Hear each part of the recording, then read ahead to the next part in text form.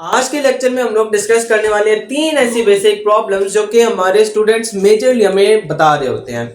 पहली और most important problem, आपका अक्सर का दिल तो करता है कि आप बैठ जाएं पढ़ने के लिए, लेकिन आप बैठ नहीं पाते। आपका जो मोबाइल है वो हर वक्त चार्ज रहता है। आपके जो मोबाइल है उसके साथ पावर बैंक भी आपको मिला हुआ है, आपके पास लैपटॉप भी है, आपके पास व्हाट्सएप भी है, इंस्टाग्राम भी है, ट्विटर भी है, फेसबुक भी है। हर किसी के ऊपर आपने टाइम तो लगाना है। अगर नहीं हर किसी के ऊपर आधा आधा घंटा भी लगाएं तो दिन के 4 घंटे बन जाते हैं। ऊपर से एकेडमी भी जाना होता है, एकेडमी के अंदर भी 6 घंटे लग जाते हैं। अरे पीछे बचेगा क्या टाइम? तो हम लोग ये देखेंगे कि अगर हमसे बैठा ही नहीं जा रहा पढ़ने के लिए तो हम लोग किस तरह से सॉल्व कर सकते हैं। Problem number 1। सेकंड प्रॉब्लम जो हमारी आती है वो ये है कि मैं बैठ तो रहा हूं पढ़ने के लिए, मैं पढ़ तो रहा हूं, बेशक 1 घंटा 2 घंटा 3 घंटा या शायद 8 घंटे भी मैं पढ़ रहा हूं एक्स्ट्रा एकेडमी के साथ, लेकिन मेरे नंबर नहीं आ रहे। देखा आपने लापरवाही का नतीजा है। मुझे रिजल्ट ही नहीं मिल रहा। मैं देख रहा हूं कि यार मैं पढ़ तो रहा हूं लेकिन मेरे नंबर नहीं आ रहे। और तीसरा और मेजर प्रॉब्लम, लक फैक्टर। अक्सर बच्चे कहते हैं कि एंट्रेंस एग्जाम में एमडी कैट हो गया, ई कैट हो गया और डिफरेंट इस तरह के एंट्रेंस एग्जाम, उसके लिए ज्यादातर हमारा लक होता है और हमारे साथ तो लक कभी रहा ही नहीं है। और जब हमारे साथ लक रहा ही नहीं है तो हम लोग किस तरह से आखिर इस तरह के टेस्ट को एस कर पाएंगे? तो ये तो बहुत बड़ा प्रॉब्लम है हमारे लिए। तो आज हम इन तीनों प्रॉब्लम्स को जरा टच देंगे और देखेंगे कि हम लोग इन प्रॉब्लम्स को किस तरह से सॉल्व कर रहे होते हैं। सबसे पहले और मेजर चीज, एक होता है कि आप रियलिटी में पढ़ रहे हैं और दूसरा होता है कि आपको लग रहा है कि आप पढ़ रहे हैं। These are two different things. लगना कि आप पढ़ रहे हैं और आप रियलिटी में पढ़ रहे हो, these are two different things. अरे कहना क्या चाहते हो? चलो आ जाते हैं कॉन्सेप्ट ऑफ स्टडी। मैं बैठ नहीं पाता स्टडी करने के लिए, उसकी कुछ मेजर प्रॉब्लम्स होंगी, वो आपने खुद आइडेंटिफाई करनी होंगी। कैसे? आप लेट्स से आप सुबह एकेडमी जाते हैं सुबह 6 से 12 या व्हाट्सएवर, आपका एक टाइम होगा 8 घंटे 6 घंटे 5 घंटे, व्हाट्सएवर 4 घंटे भी होता है अक्सर। तो आपने देखा कि आप एकेडमी चले गए, वापस आकर आपने किया क्या? मैक्सिमम 8 घंटे होगा आपका एकेडमी का टाइम, 16 घंटे आपके पास पीछे बचते हैं। आप चलो 8 घंटे सो भी जाओ, 8 घंटे 9 घंटे आप सो जाते हो, पीछे जो बचने वाले 6 7 8 घंटे हैं वो आप क्या कर रहे हो? पीछे 6 7 8 घंटे हैं, क्या वो आप पूरा मोबाइल के ऊपर लगा दे रहे हो? हम मालूम है तेरे बाप को मत सिखा, चल। हो ही नहीं सकता, मोबाइल की बैटरी इतनी लंबी थोड़ी ना होती है। सर मेरी मोबाइल की बैटरी थोड़ी ज्यादा है। चलो आप मोबाइल के ऊपर भी 6 7 8 घंटे लगा रहे हो, तो उस मोबाइल को रिड्यूस किस तरह से करना है? एक मोबाइल को चार्ज करना छोड़ दो।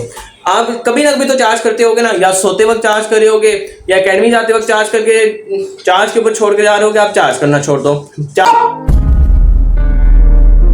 ही नहीं होगा मोबाइल तो यूज किस तरह करोगे? एक तो मोबाइल की आइडेंटिफिकेशन हो गई, सर मैं फिर भी चार्ज कर लेता हूँ, मैं 3 से 4 घंटे यूज कर लेता हूँ। मैं आपसे कहूंगा कि आपने अपने साथ एक ऐद करना है, वादा करना है, प्रॉमिस करना है, मैं बैठ जाऊंगा। मैं क्या करूंगा? बैठ जाऊंगा। ये जो दिमाग है ना, इसको बेवकूफ बनाना चाहिए हमें। गजब बेइज्जती है। बेवकूफ किस तरह से बनाना है वो आज हम लोग सीखेंगे। सबसे पहले आपने अपने दिमाग से कहना है कि मैंने ना आज के दिन आपसे बैठे नहीं जा रहा मेरे को पढ़ने के लिए, आधा घंटा बैठना है, बस बैठ जाना है, कुछ भी नहीं करना, बैठ जाना है।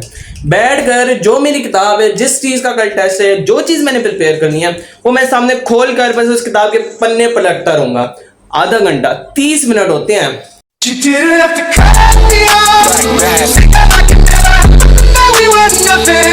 30 मिनट बहुत ज्यादा सेकंड्स होते हैं इसके अंदर। अब 1 मिनट हो जाएगा, 2 मिनट हो जाएगा, हर थोड़ी देर के बाद घड़ी को देखोगे, यार आधा घंटा हुआ, फिर पेजेस पढ़ोगे, यार आधा घंटा हुआ। एक दिन शायद आपसे ना पढ़ा जाए, अगले दिन भी शायद आपसे ना पढ़ा जाए, तीसरे दिन ये दिमाग जो है ना ये कहे कि यार ये बंदा तो बड़ा ढीठ बंदा है, यार देख मैं जो आधा घंटा ये बैठा ही रहता है, ना पढ़ता है ना मोबाइल यूज करता है। तो ब्रेन कहेगा, आपका दिमाग जो है वो कहेगा यार खैर है आधा घंटा बैठ रहा है, चल पढ़ ही लेते हैं, टाइम को यूटिलाइज कर लेते हैं। तो ब्रेन क्या हो गया? बेवकूफ हो गया। ब्रेन को ये पता चल गया है कि आधा घंटा इसने बैठना ही बैठना है, चाहे मैं कुछ भी कर लूं, चाहे मैं इसको कौन सी भी डिस्ट्रैक्शन दे दूं, चाहे मैं इसको खाने के लिए कहूं, चाहे मैं इसको पीने के लिए कहूं, चाहे मैं मोबाइल कहूं, चाहे मैं व्हाट्सएप कहूं, एनी हाउ मैं किसी भी चीज का इसको डिस्ट्रैक्शन दे दूं, ये क्या करता है? ये बैठा ही रहता है आधा घंटा। तो ये ब्रेन कहेगा चल यार पढ़ ले। जिस दिन आपकी आधा घंटा की प्रैक्टिस हो गई उस दिन आप 1 घंटे के ऊपर ले आओ, उस दिन आप 2 घंटे के ऊपर ले आओ, फिर अगले दिन आप 3 घंटे, फिर 4 घंटे। इस तरह से आपकी एक ट्रेनिंग हो जाएगी कि अब मैं बैठ जाता हूं, मैं बुक्स को खोल लेता हूं, मैं पढ़ना शुरू कर देता हूं, मैं लाइंस के ऊपर फुल्ली फोकस होकर पढ़ सकता हूं। कॉन्सेप्ट ऑफ स्टडी का मतलब सिर्फ ये नहीं है कि आप सिर्फ बैठ नहीं पाते। कॉन्सेप्ट ऑफ स्टडी का ये मतलब है कि आप बैठ रहे हो और आपको डिस्ट्रैक्शन आ रही हैं, आप बैठ तो रहे हो पर आप पढ़ नहीं पा रहे। ये भी इसी प्रॉब्लम नंबर 1 ही है। आपने फोकस्ड स्टडी करनी है, बेशक वो आधा घंटा ही क्यों ना हो। फिर आहिस्ता आहिस्ता आप टाइम इंटरवल को बढ़ा सकते हैं। प्रॉब्लम नंबर 2 के ऊपर आ जाते हैं। उसके अंदर हम लोग यही वाली बात करेंगे कि हमें लग रहा है कि हम लोग पढ़ रहे हैं या हम लोग रियलिटी में पढ़ रहे हैं। मैं पढ़ता हूँ, मैं चलो दिन के अब 4 घंटे पढ़ना शुरू हो गया हूँ, मैं 4 घंटे पढ़ता हूँ, लेकिन अगले दिन जब मैं टेस्ट देने जाता हूँ मेरे नंबर ही नहीं आते। मेरे 50%, 60%, 70% ये नंबर आ रहे हैं, और इतना तो मेरे लिए काफी नहीं है। मैंने तो मेहनत की थी कि भाई अब तो 90%, 95% नंबर आने लगे हैं, लेकिन रिजल्ट क्या है? 0। अब इसके लिए हमें क्या करना है? इसके लिए हमें देखना है कि क्या हम लोग रियलिटी में भी पढ़ रहे हैं, क्या जो मैं लाइन पढ़ रहा हूँ क्या मुझे उसका मतलब भी समझ आ रहा है, या सिर्फ मैं रीडिंग करता हुआ चला जा रहा हूँ, मेरे दिमाग कुछ और सोच रहा है और मैं पढ़ता कुछ और चला जा रहा हूँ। नहीं, ऐसे हमें नहीं करना। हमें रियलिटी को देखना है, हमें एक एक लाइन को देखना है, क्या मुझे इस लाइन का मतलब समझ आया। इसके लिए हमें क्या करना है? इसके लिए लेट्स से आप एक पैराग्राफ पढ़ लेते हो, क्या कर लेते हो? एक पैराग्राफ पढ़ लेते हो, बायो का है, फिजिक्स का है, केमिस्ट्री का है, एक पैराग्राफ आप पढ़ लेते हो। उसके बाद अपने ब्रेन से पूछो कौन कौन से की पॉइंट्स थे। उसके बाद अपने आप से पूछो कि क्या मैंने इस एक पैराग्राफ से कोई एक बात भी सीखी, क्या मैंने इस पैराग्राफ से जो मेन पॉइंट्स थे वो मुझे यहाँ ब्रेन में समझ भी आए। क्या अगर एक लाइन भी मुझे समझ नहीं आई तो क्या मैंने उसके ऊपर गौर व फिक्र करने की कोशिश की, या मैंने इसको रिलेट करने की कोशिश की पिछले पैराग्राफ से।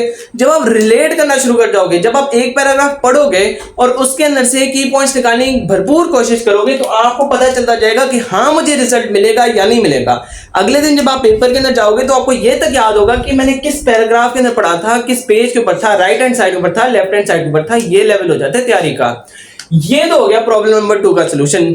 समराइज कर लेते हैं प्रॉब्लम नंबर 1 को। सबसे पहले आपने अपने ब्रेन को बेवकूफ बनाना है और बैठ जाना है अहद करके कि मैंने अगले आधा घंटा, चाहे कुछ भी हो जाए, चाहे फोन बजता रहे, चाहे कुछ भी हो जाए, मैंने उठना नहीं है। चाहे भूख लगे, प्यास लगे, फोन आए, या व्हाट्सएप के ऊपर मैसेज आना शुरू हो जाए, इंस्टाग्राम के ऊपर रील्स आना शुरू हो जाए, दोस्त की कॉल आ जाए, कुछ भी हो जाए, मैंने उठना नहीं है। समराइज हो गया।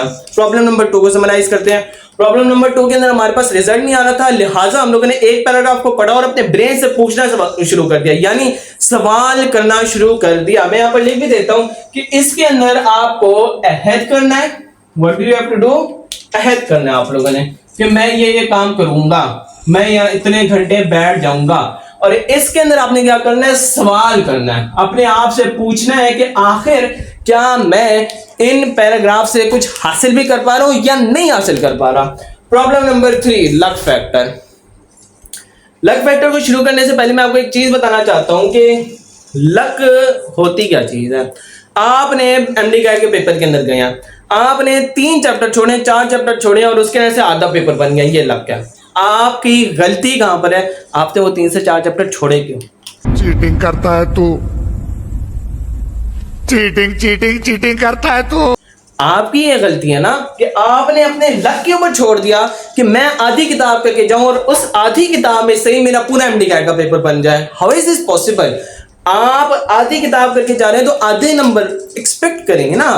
आप 3 चैप्टर छोड़कर जा रहे हैं और ये एक्सपेक्ट कर रहे हैं कि बायो के अंदर 3 चैप्टर छोड़कर जा रहा हूं और मेरे 3 से 4 एमसीक्यूज गलत होनी चाहिए। भाई एक चैप्टर से 3 से 4 एमसीक्यूज आ सकते हैं, 1 से 6-7 भी आ सकते हैं, डिपेंड करता है ना वो तो एग्जामिनर के ऊपर। आपने लक के ऊपर छोड़ा। इसके ऊपर एक कोड भी आता है कि इन मुट्ठियों में चांद तारे भरकर आसमां की हद से गुजरकर पूछना है जीत का पता। इन मुट्ठियों में चांद तारे भरकर आसमां की हद से गुजर के पूछना है जीत का पता।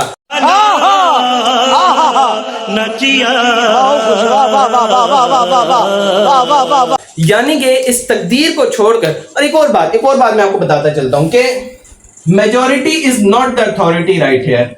Majority is not the authority, is not the authority. ये नॉट जो है ना थोड़ा बड़ा करके लिख देते हैं, not. Majority is not the authority right है। इसका क्या मतलब है? इसका मतलब ये है कि आपके पास जो मेजॉरिटी है उसका तो एडमिशन होना ही नहीं है। अगर 2 लाख बच्चे अप्लाई कर रहे हैं एमडी गाइड के लिए तो कितनी सीट है? 3500। प्राइवेट को मिला लो 10,000, 15,000 हो जाएंगी। मेजॉरिटी का तो एडमिशन नहीं हुआ। मेजॉरिटी तो यही कहेगी एमडी गाइड तो ये है वो है। एमडी गाइड तो हो ही नहीं सकता, फ्रेशर का तो हो ही नहीं सकता, फ्रेशर को 40 दिन मिले हुए हैं, रिपीटर का फिर भी कोई चांस है, उसको 1 साल मिला हुआ है। भाई क्या है एमडी गाइड के अंदर? क्या हम लोगों ने एमसीक्यूज ही सॉल्व करने हैं ना। फर्स्ट ईयर सेकंड ईयर के किसी एक पेपर के अंदर जिसके अंदर एमसीक्यूज ना आए हो, फर्स्ट ईयर या सेकंड ईयर की कोई एक ऐसी किताब जिसको हम लोगों ने इस वास्ते ना पढ़ा हो, इस माइंडसेट के साथ ना पढ़ाओ कि मुझे एमसीक्यूज भी सॉल्व करने हैं। अरे तो पढ़े तो हुए हैं, बस एक दफा रिवाइज करना है, बस कुछ चीजें एक्स्ट्रा है, थोड़ी बहुत चीजें एक्स्ट्रा हैं जो कि हमें रिवाइज करनी है, यही तो है चीज। Majority is not the authority. याद रखिएगा, जिसका एडमिशन एज अ फ्रेशर हुआ है वही कभी भी नहीं कहेगा कि MD CAT is not a piece of cake. Every single fresher जिसका एडमिशन हुआ है वो यही कहेगा कि MD CAT is just a piece of cake, आपको थोड़ी सी स्मार्ट स्टडी की जरूरत है। ये थे आज के हमारे 3 प्रॉब्लम जिसको हम लोगों ने बहुत डिटेल से डिस्कस कर लिया है। अगले लेक्चर तक के लिए अल्लाह हाफिज़। और अगर तुम लोग नए हो तो सब्सक्राइब करो, वो जो लाल वाला बटन है उस पर फूट फेंक के मारो या फिर मोमबत्ती, मुझे नहीं पता, बस क्लिक हो जाना चाहिए।